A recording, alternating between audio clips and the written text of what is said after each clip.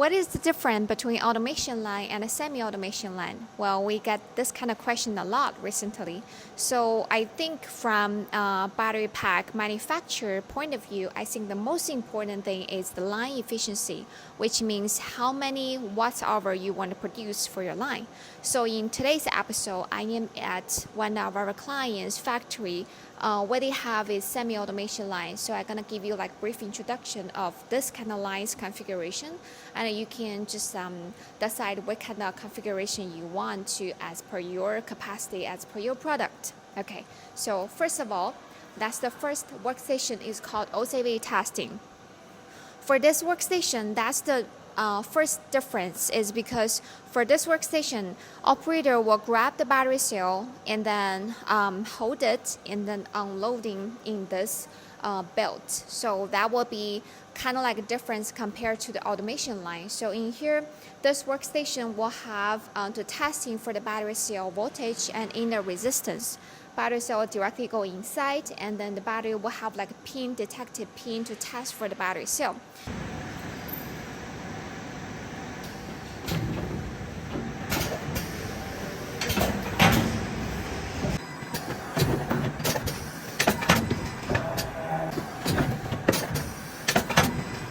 And then for this workstation, we have like 5 space or have like 10 spaces, depends on the client request.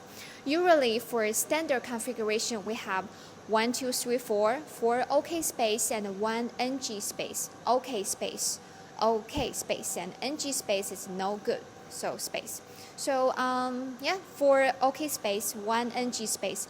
When the battery meet for the requirement of the OCV testing, the battery cell will directly transfer into this space.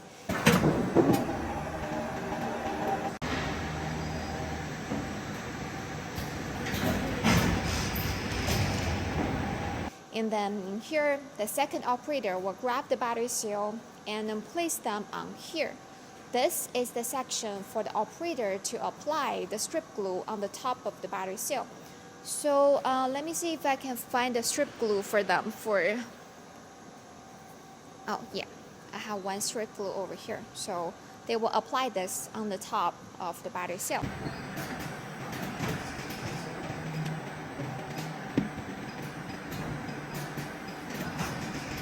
Let's move to the next one. Here will be the stacking and pressing workstation. When the battery cell is being finished the strip glue installation, the operator will grab the battery and install in here. Oh, and also for if you are working for the battery, if your product is energy storage application, you're gonna need this kind of steel build. So YaoLaser also provide this kind of steel build for you as well. We will have 1 steel build pre-installed at the bottom of the stacking table, and when the battery is being installed over here, we're gonna install 1 more on the top of the battery module. That will be the stacking table. And then when everything is being finished, this mechanism will pressing the battery into 1 module. And then the battery will directly go into the center of the double speed chain.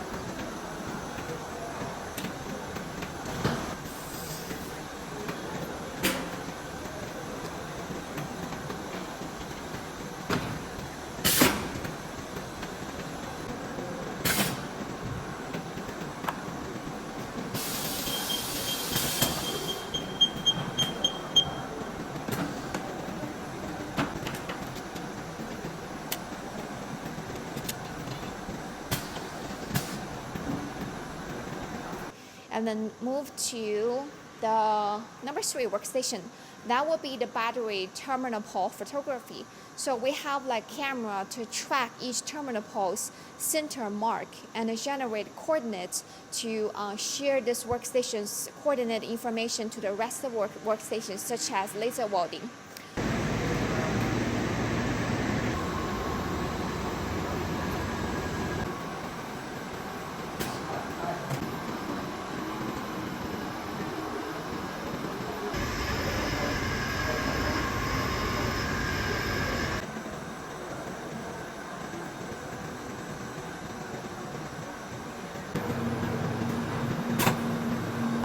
module is being tracked on their position of terminal pole, this workstation, its operator, will install this kind of CCS on the top of the battery module.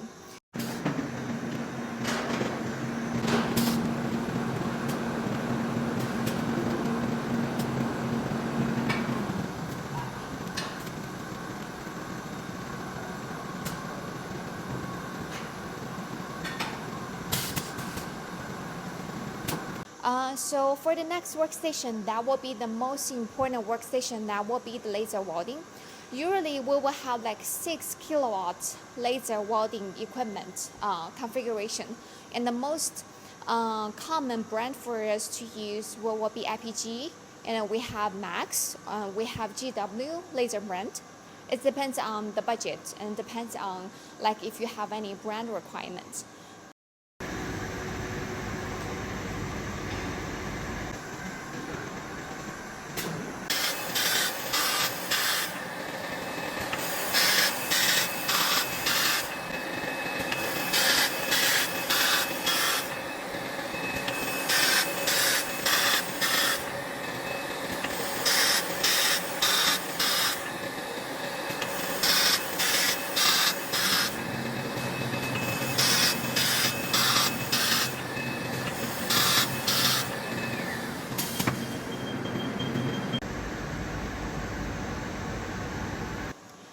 After laser welding, this battery module will directly into this workstation.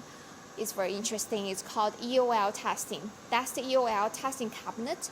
The battery will directly go into this section to detect all those testing items over here. We have the screen to directly show the numbers in here.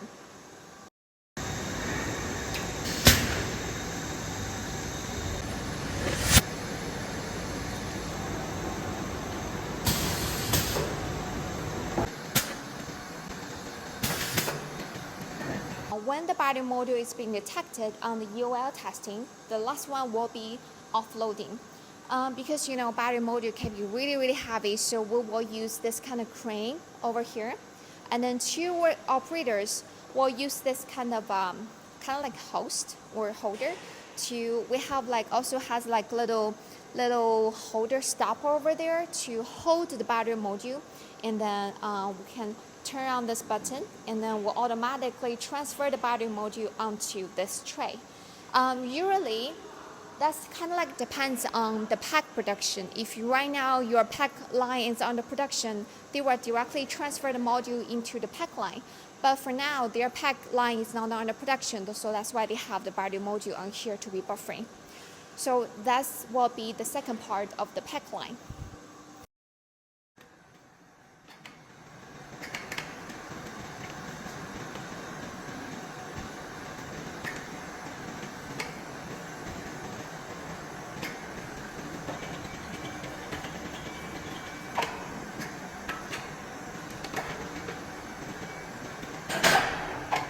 There's one more thing I want to share with you is the MES system over here.